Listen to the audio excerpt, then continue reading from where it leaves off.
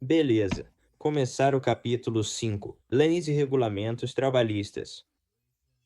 Se quiserem ser adicionados ao grupo do WhatsApp, o número está aí embaixo e nos comentários. Mandem mensagem que adiciono vocês ao grupo.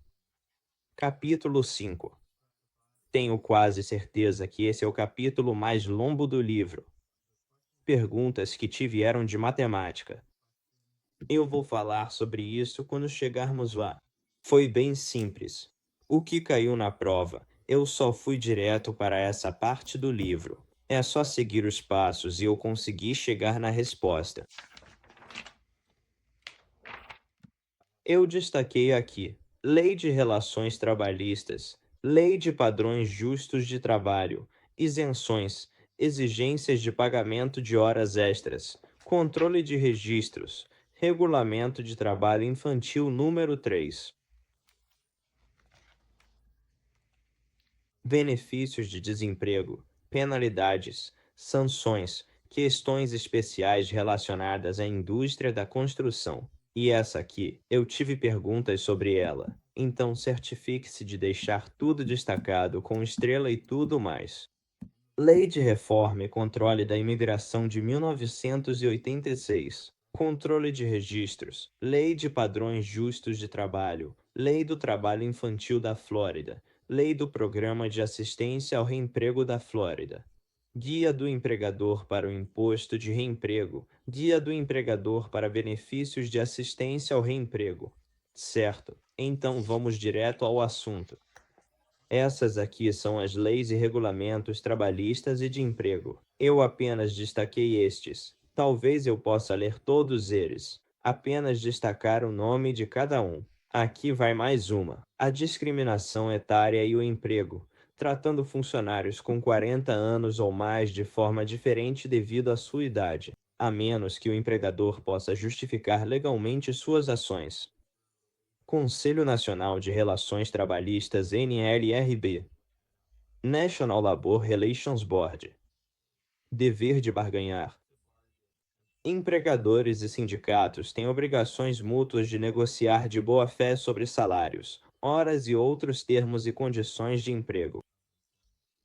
Nenhuma das partes é obrigada a fazer propostas ou concessões específicas.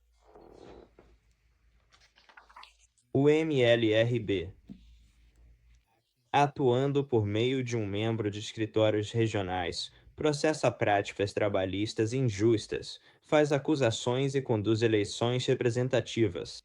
Se lhe perguntarem quem está na fiscalização das práticas trabalhistas injustas, a resposta é o NLRB.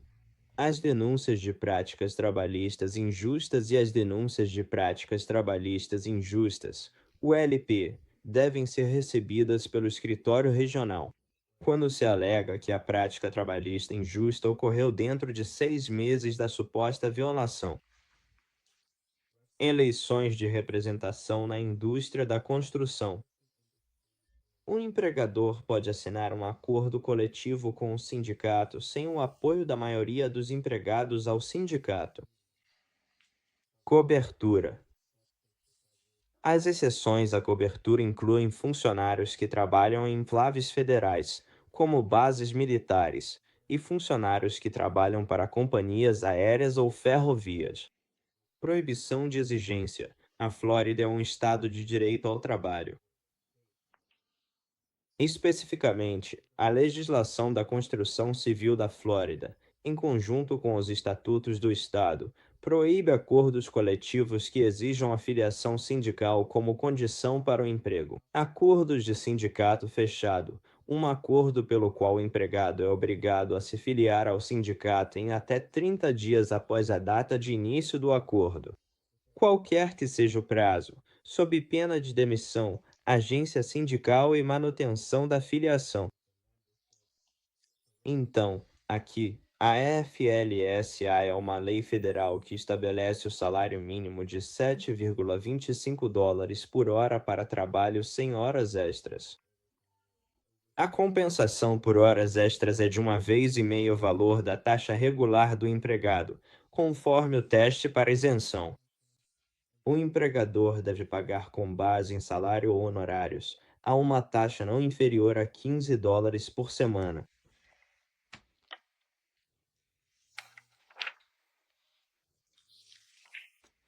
Certo. Então isso aqui é importante, essa parte aqui. Vamos passar por isso primeiro. Cada semana de trabalho é considerada separadamente. A semana de trabalho individual é o padrão e não permite a média de horas entre duas ou mais semanas para determinar a semana de trabalho. Taxa regular de pagamento. Isso aqui é importante. A taxa regular de pagamento pode ser maior do que o mínimo federal de $7,25, mas não pode ser menor. Aqui, essa nota de rodapé é importante. Nota de rodapé 1 destacada. Na Flórida, a partir de 1º de janeiro de 2020, a taxa é de $8,65 por hora e aumentará para $10 por hora em 30 de setembro de 2027. A taxa aumentará todo dia 30 de setembro pelos próximos 5 anos, até chegar a $15 por hora. Funcionários com salário por hora. Então, aqui de novo, isso é importante. Você precisa saber como fazer essa conta. Portanto, funcionários com salário por hora. E aqui eles estão mostrando como calcular o pagamento de horas extras. Então, ele ganha $7,25. Multiplicando por 40, dá $2,90. Portanto, a taxa de hora extra dele é $10,88 vezes 6 horas, porque ele trabalhou 6 horas extras, o que dá $65,28. Então, os $2,90, que vem daqui do salário regular dele, mais os $65,28 das 6 horas extras, ele recebeu $355,28. Então, sobre a taxa de horas extras, fui lá, analisei os cálculos e segui os mesmos passos para obter a mesma resposta no teste. Outro método. Taxa horária e bônus. Então, $7,25 vezes $333,50.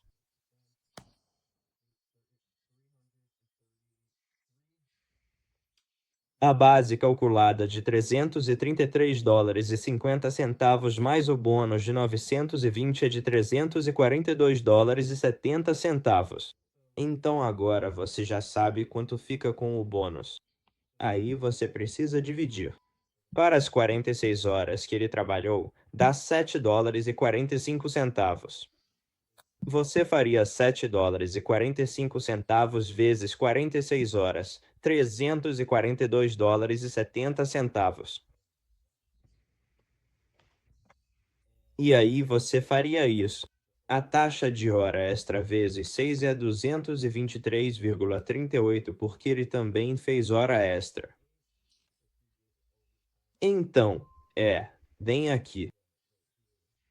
Onde diz que ele fez hora extra? Ah, isso vem dessa pergunta. Então ele fez. Hora extra é 22,38. Então está bem aqui. 342,70 com bônus, mais 22,38 taxa de hora extra.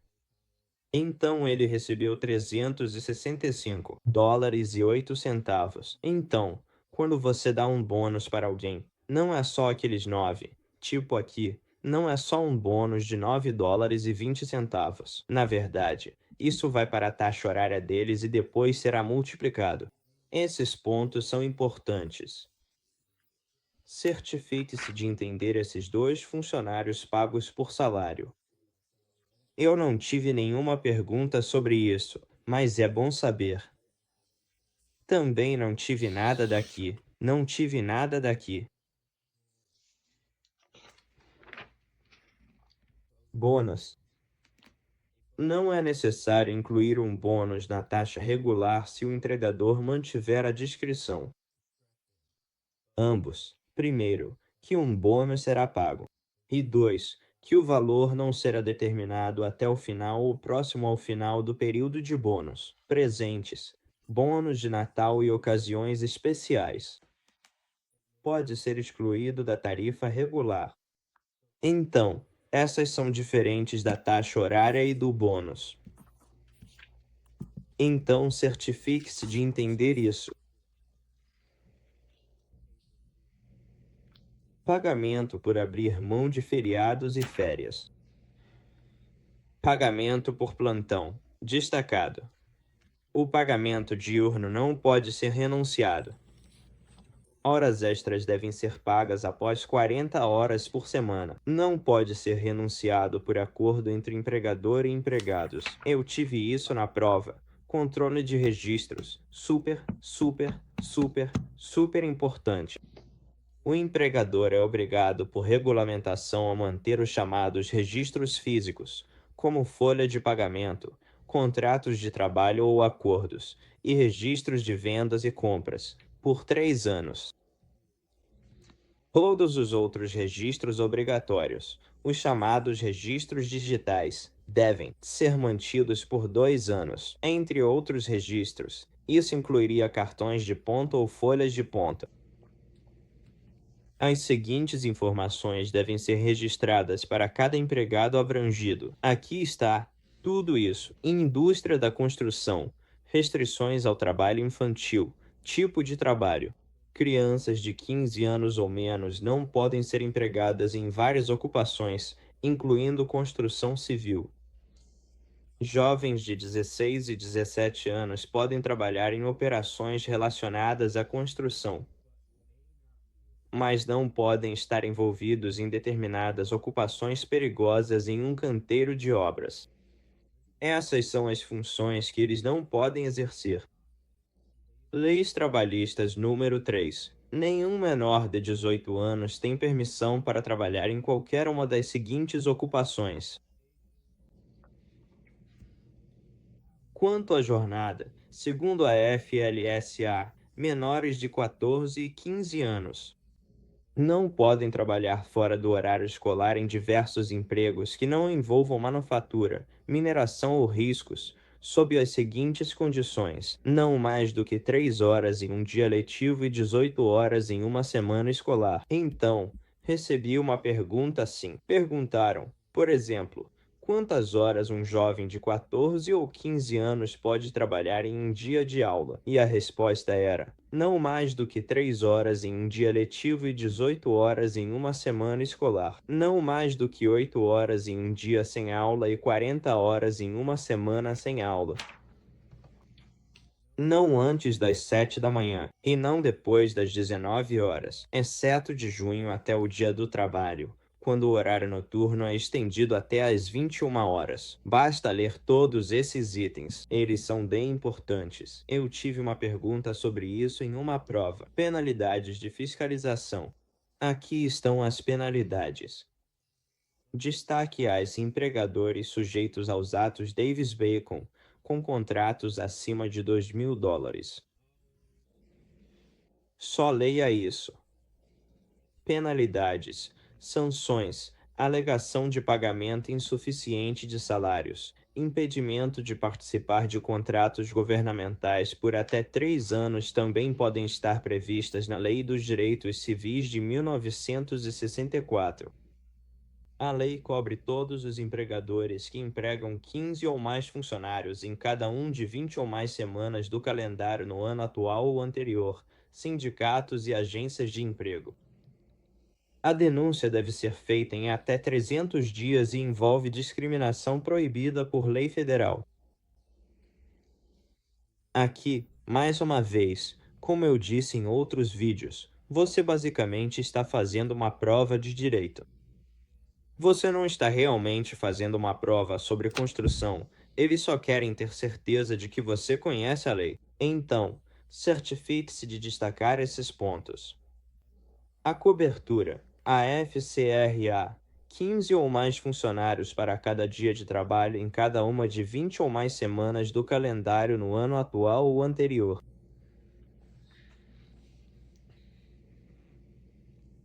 O alcoolismo é considerado uma deficiência protegida.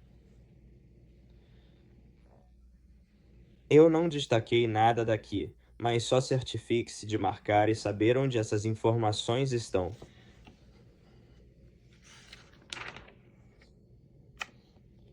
Vou apenas passar por essas páginas e você pode pausar e esconder. Se não destaquei algo, não significa que não seja importante.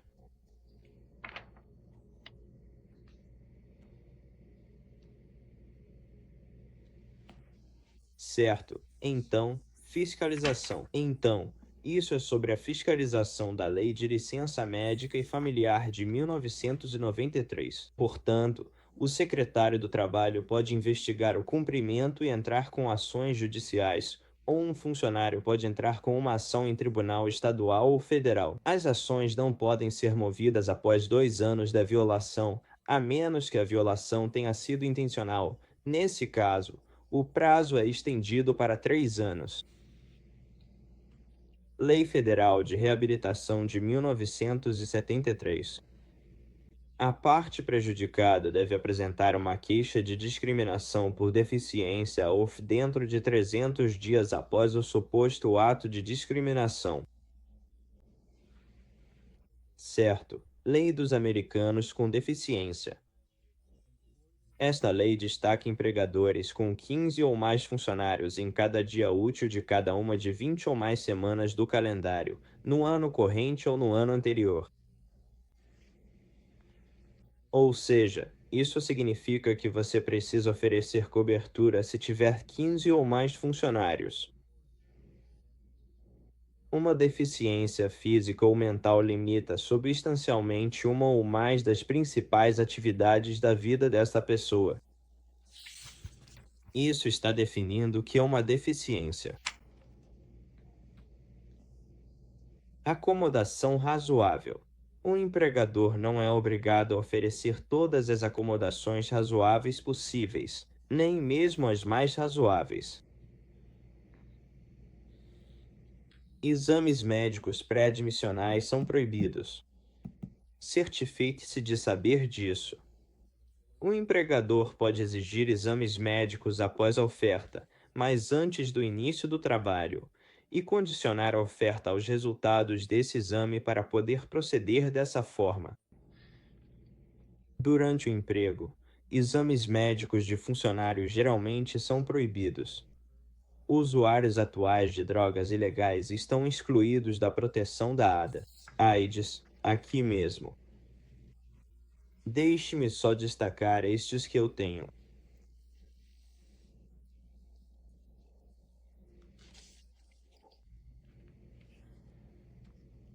A Lei de Emprego e Treinamento de Veteranos. A lei se aplica a contratos e subcontratos governamentais com valor de US$ 100.000 ou mais, 180 dias a partir da suposta violação.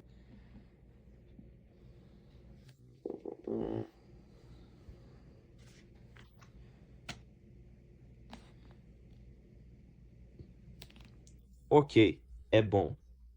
Pode estar na sua prova. Não lembro, mas pessoas disseram que tiveram.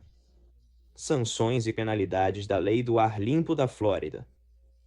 Um indivíduo que violar as proibições contra fumar está sujeito a uma multa não criminal de até US$ 100 pela primeira infração e até US$ 500 para cada infração subsequente.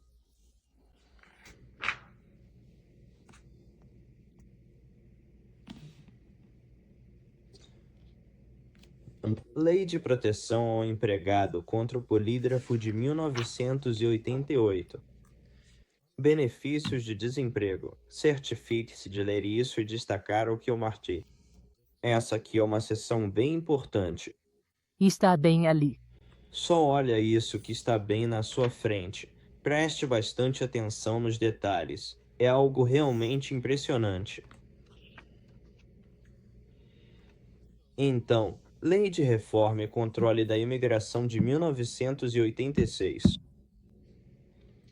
Então, se você tiver uma pergunta falando sobre o formulário I-9, o formulário I-9 está relacionado à Lei de Reforma e Controle da Imigração de 1986. Portanto, se você receber uma pergunta sobre o I-9, vem aqui, Porque muito provavelmente a resposta está aqui. Verificação de emprego sob a IRCA. O empregador deve verificar a identidade de todos os novos funcionários, assim como a elegibilidade individual para trabalhar nos Estados Unidos. Nesse sentido, o empregador também deve preencher o formulário I-9 de verificação de elegibilidade de emprego. O I-9 deve ser preenchido pelo empregador e pelos funcionários em até 3 dias úteis a partir do dia em que o funcionário começa a trabalhar. É bem aqui que eu tive a dúvida. De novo, caiu o I-9 na prova? Você está chegando bem aqui na Lei de Reforma e Controle da Imigração de 1986. É por isso que eu destaquei isso aqui.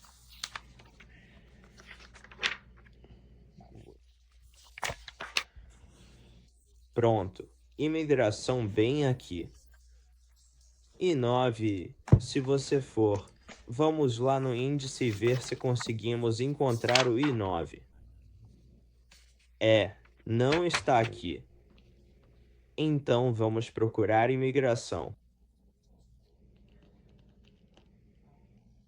Também não está aqui. Então, a única maneira de chegar até isso é se você realmente souber. Então vamos ver se está em trabalho.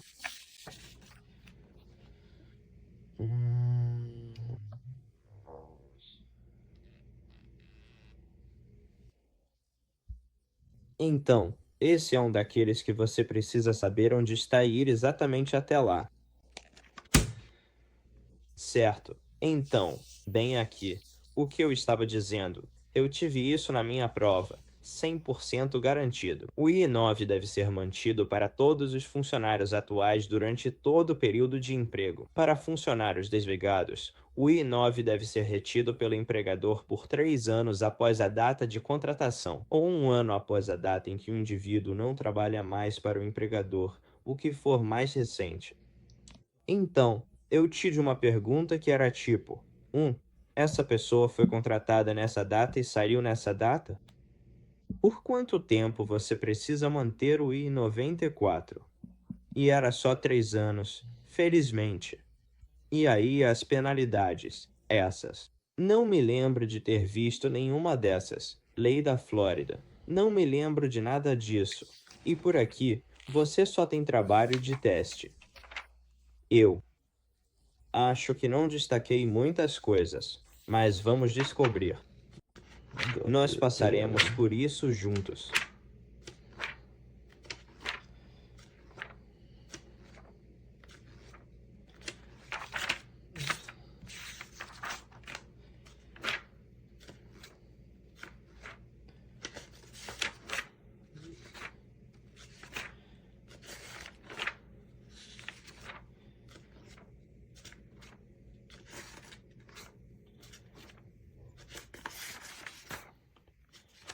Sim, parece que não tenho nada. Para o grupo WhatsApp, o número está abaixo. Envie mensagem para ser adicionado. São outras pessoas que fazem o teste, então você pode encontrar um colega de estudo e passar nessa. Certo. Tenho este aqui, trabalho isento e não isento, 541.702. Não me lembro de ter visto isso na prova. Nem estudei. Mas eles podem perguntar qualquer coisa na prova. Mas eu não gastaria muito do meu tempo estudando esse tipo de coisa. Mais uma vez, é mais como. Essas são as principais leis, e eles fazem um resumo no começo do capítulo. Você não precisa ler, mas eles colocam ali.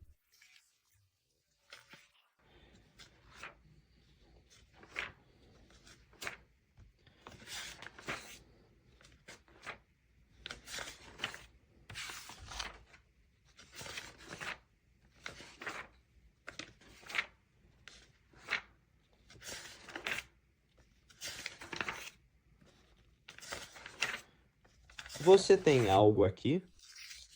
Vamos ver se aparece alguma coisa.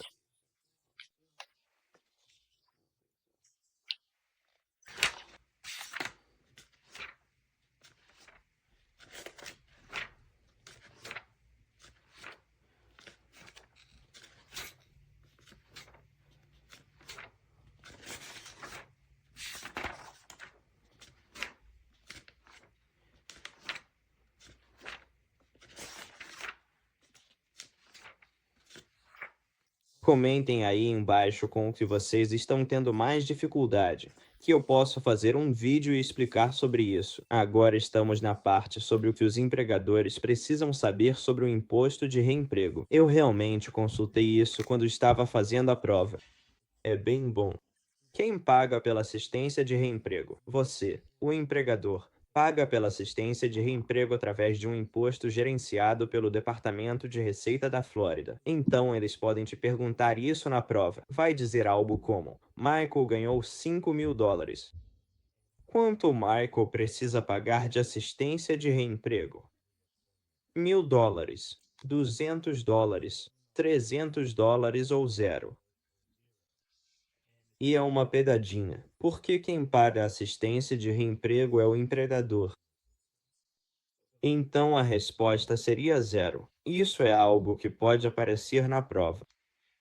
E pronto, emprego não coberto. É legal saber disso. Destaque isso aqui.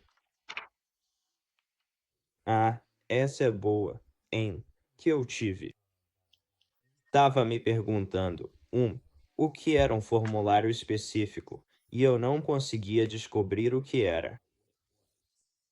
E estava lá. Acho que eram RT5 ou RT6. E perguntava, tipo, quando você tinha que entregar. E eu fiquei tipo, cara, onde é que isso está? Não consegui achar. E finalmente folheando, achei em uma dessas páginas. Deixa eu ver se consigo achar. Você deve enviar o RT6, incluindo correções, e pagar o imposto eletronicamente. Empregador que empregou 10 ou mais funcionários no ano fiscal estadual anterior. Então você tem até 1º de julho, 30 de junho para pagar. A alíquota do imposto agora para novos empregadores é de 2,7%.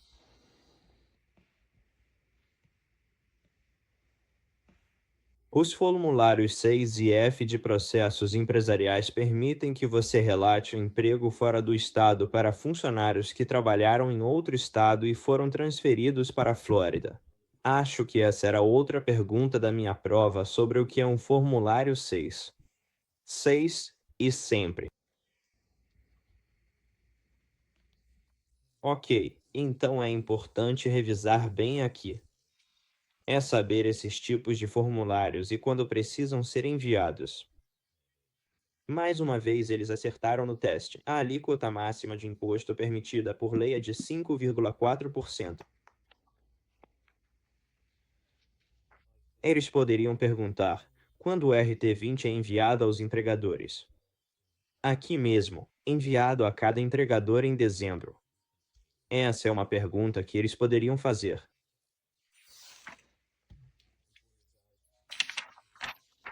Guia do empregador sobre imposto de reemprego. Bem aqui. Empregador ou contratante independente, emprego trimestral ou semestral. RT6. Com licença, aqui estão. Isso aqui é tipo uma cola muito boa, então certifique-se de destacar essas partes. Realmente leia isso e saiba esse conteúdo. Uma unidade empregadora é a pessoa, empresa de responsabilidade limitada, sociedade, corporação ou outra entidade legal para quem o serviço é prestado. Isso é importante, a unidade entregadora. Emprego não coberto.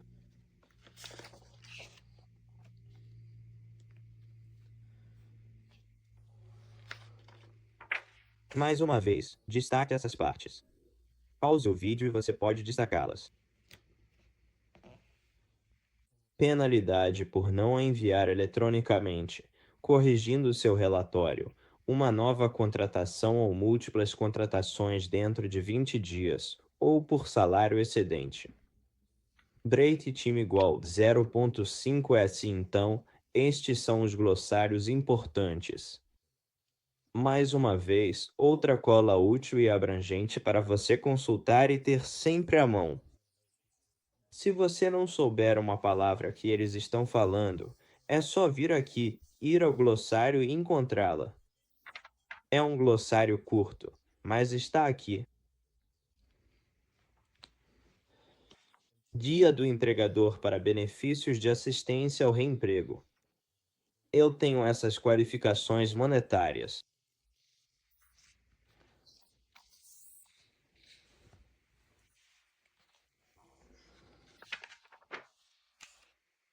Um recurso deve ser apresentado dentro de 20 dias a partir da data de envio da determinação. A alíquota do imposto aqui, inicial 2,7%, padrão 1,4%.